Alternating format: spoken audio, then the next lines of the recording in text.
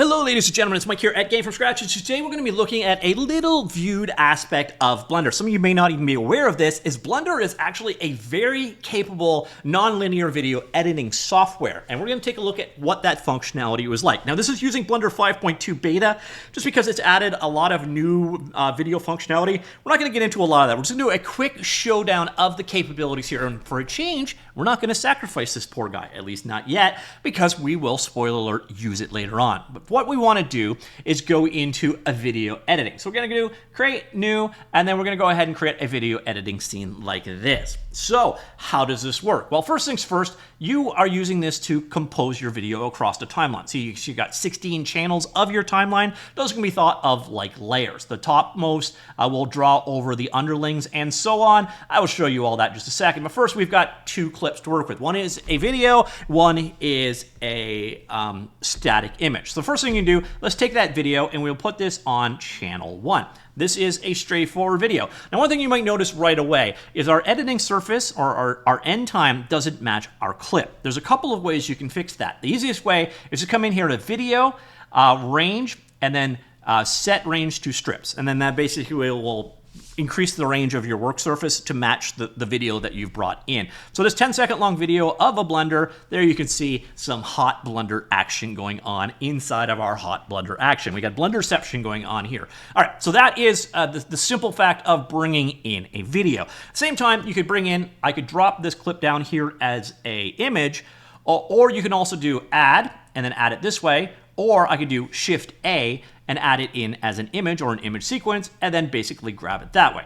All of those work, every option is viable, and they all have the same basic result. Now the cool thing here is, once you're down here, if you're used to Blender, everything that you've done in Blender in the past should be familiar to you. So this is a static image. I'm gonna go ahead, hit the S key, and you're gonna notice good old-fashioned scaling. R, rotation. G, grab. Also, full undo, so you can bring things back and forward no matter what. Nice thing, so if you are used to Blender hotkeys, X deletes things, and so on. So once you've got this here, so there you've got your image, and then underneath your image, you have your other clip. There's a couple things you could do. We could also, we could cut this video into pieces. So if I did not want it to be this full length that it is, I wanted to shut it down a little bit. We need to cut something out, or maybe it's a recording of you and you did something stupid, heaven forbid. Basically just come here to this little knife tool and slice there, pick the end point, slice there, like so. Then go back to selection, grab the new chunk that you've got, and once again, X, normal delete. And then we basically can come back over here and then drop that in, and you're good to go. By the way, if you need to do an overlap or a transition effect, you could literally just drag the one over the other. Like so. And then you can do a translation, so add a translation between them. So if I want to do a crossfade, I could do, and it will automatically go ahead and create this crossfade effect up here for you. So there you see the crossfade coming in there. So if you've got multiples that you want to work with, you can do so. By the way, A, select all. So once again, we come back here. We've changed our size here, so we're just going to crop it down so that we are the normal size of our video. So that is kind of the gist of it. These things draw on top. So this, for example, here, if you ever worked with Photoshop, etc., you've got your traditional blending mode. So right now, default was to alpha over, but we could switch it out to, oops, let's go actually see what we're doing. So there is hue, there is saturation, there is linear light, there is multiply, there is darken. Your very traditional approach, or we can just basically do a straight out add on top. Alpha over is generally what you want to do. Now, the other cool thing here is this is Blender. Everything is here. We've got an animation system behind the scenes, and everything you see has is animatable. So right here, you see in the timeline, let's go to about the midway point of our image, and let's say we want to fade it out. Well, I'm going to go over here. I'm going to select on the opacity, or hover over the opacity like here, and press I to insert a keyframe. Now I'm going to move forward slightly, like so, and then I'm going to drop this guy down a little bit in opacity, and then I'll hit I again, like so, and then we'll hit go to the end, which by the way you can also do by hitting page down, and then I'm just going to drop this down to pretty much completely see-through, and then boom, there, you're using built-in tools, animation tools to do over time fade. Now, another thing that you can do, and this came with the power of 5.2, and this is really cool. So you can actually take things like this clip that we're working on right here, and you can add modifiers to them. Modifiers could be a number of things. Like if I want to control the brightness, I could come here, change the brightness or contrast of our individual image. Really simple and straightforward. And it's non-destructive, traditional modifier stack like when you're working in 3D. But there's other cool aspects here as well. So I can come in here, add modifier, and now what we can actually do is bring in the compositor. I'm going to create a new composited effect like so. And you know the compositor that's been getting so much love in Blender lately? Well, you can fully access it as well. So here, boom, compositor like so, and then we'll select our new sequencer compositor right there, and then you can see basically there's your input, there's your output. What can we do with this? Well, we got a ton of different nodes here that we could go ahead with. So let's do something like creative, and let's pixelate. So we go here, boom, pixelate, and we can pixelate the amount, and boom, there you can see the result of our pixelation. So let's only just pixelate it a little bit like so. So there you can see, actually that's not even noticeable. Let's go there. Super pixelated. All right, there you go. So you can easily bring things into the compositor as well. This also applies to the video clips. You could have done it there as well. You can do some really cool things here. This is, again, stacking. So let's say I wanted to also go in here and say do a vignetting effect. I could come in here, boom, put vignetting on, and then boom, I have vignetting. And then once again, the thing you're going to want to know. So let's say I don't want it to go the whole clip. Everything you see here is animatable. So I could go here, back to the, so page up, go to the very beginning of my clip, and I come up here, and I'll just hit I, keyframe that one, and then just like a couple seconds in, I don't want any vignetting. So make that 0, and let's hit I again. And there you see, boom, clip, no vignette, over, and then here we got our crossfade effect, and then boom, done. That is pretty much all that you need to do to edit video 9 times out of 10. Now, on top of that, we can also go ahead and add a new strip. So let's go back here, and I can do add, or I can do Shift A, and we're gonna add in a text strip like this. And this is super simple. I can go ahead and say, all right, so with my text strip selected, come up here, and you're gonna notice text is right there, and go ahead, switch that color out so we can actually see it. So let's make it bright blue, like so, and then this is my text, like so. And of course we change the size of our text, and so on. Then the text is still just an object. So I could go ahead and add any modifiers I wish to my text strip. I can also drop shadow on my text, like so. All these various effects are there.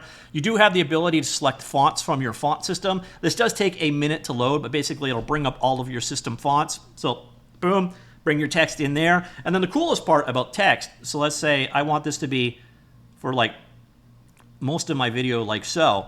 I can actually grab my text, so hit G, bring it down here, like so, and I can actually insert a keyframe. And I could go here, and then move my text over here, and then hit I, insert a keyframe, and then once again I could go here, move my text over here, and then I, insert a keyframe, and what you're gonna notice is you now have animated text. That is really, really cool. Now, this next part is going to be a little buggy, and hopefully it does not go off the rails here, but this is a 3D application. So, well, what about 3D?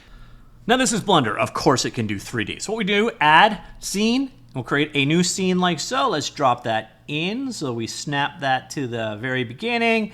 Let's change the length so it matches the entire duration of our overall thing. And I'm just gonna call this my scene because we did it my way. All right, so let's move back to the 3D world. General, layout, boom, we're back in the land of 3D. Let's go over to the scene settings and switch to my scene like so. Pick our camera and in. Now we gotta do something that is very sacrilegious. We need to unsacrifice a default cube so we have something to work with. All right, there we go. So we got a cube in the scene. Let's just drop in here. So I just wanna lock my camera to the view, switch to the camera viewport, and then let's just roughly frame it accordingly. All right, there is our object. And now what we're gonna do is just animate it across the time that's here. Very simple animation. Let's come up here, insert a keyframe. Let's go 200, so 125-ish, somewhere around here. And then we're just gonna do a rotate, then Z, then 180. So RZ, then the number is 180. And then hit I to insert another keyframe. Let's jump to the very end of our collection. And then just do it the same thing. RZ 180, and then I to keyframe it. So we just created a very simple spinning cube animation like this. Now let's go ahead and add that back into our project. So boom, there is our scene. Let's go back over to video editing. It will be available over here. And now again, this is Blender. You can do things the Blender way. So let's go here with our scene selected and scale it down. So we're going to have this in the top right corner like so, and then G, and move that up to the top right corner like this. Now one thing you're going to notice is it doesn't look very good. And the biggest thing is that's because it lacks transparency. So boom, make it transparent, and then when you hit play, it should go away. Now this is a part where it can get a little glitchy sometimes. Sometimes it does show it, sometimes it doesn't. But there you see integrating 3D into a 2D on top of a video with text and everything else. And that is the gist of video editing in Blender. If you haven't got the idea yet, this is super straightforward and powerful in terms of what it can do if you already know how to use Blender. Now what you're going to want to do is render this out. So we got 1080p, 1920 by 1080. Sounds good. You pick your frame rate, 24 frames per second. Fine. Could be 30, could be 60, could be whatever you want it to be. Last thing you're going to want to do is pick an output. So let's go here, pick out.mp4 in my temp directory. And then the last thing you're going to need to do is, in this case, you could render it as a sequence of images, but what I'm going to do, render it as a video, come down to the encoding type, and change this out to MP4. We should pick our codec, etc., the quality we wish it to be, and all those other things. And then once you are good to go, we switch back to our video editing scene over here. We go up to render, and then we render our animation. Now, the rendering process, it's mostly just going to show you the 3D side, but don't worry, the 2D stuff is happening as well. This is a 227 frames of animation project, and as you can see, again, very simple one, but we're at the 100+ frame mark, so it only takes, it renders pretty quickly overall. I'll just let that run so you can see. Again, I don't know how it decides what to show you at any particular time, but that is the process of rendering. Once that is ultimately done, just come back up here, render, and then you can view your animation like so, and there is our finished masterpiece. That's it.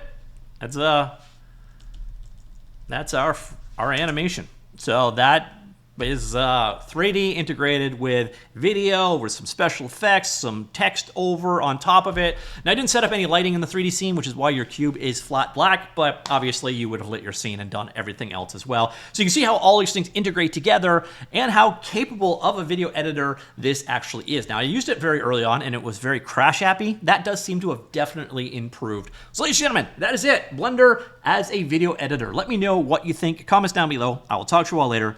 Goodbye.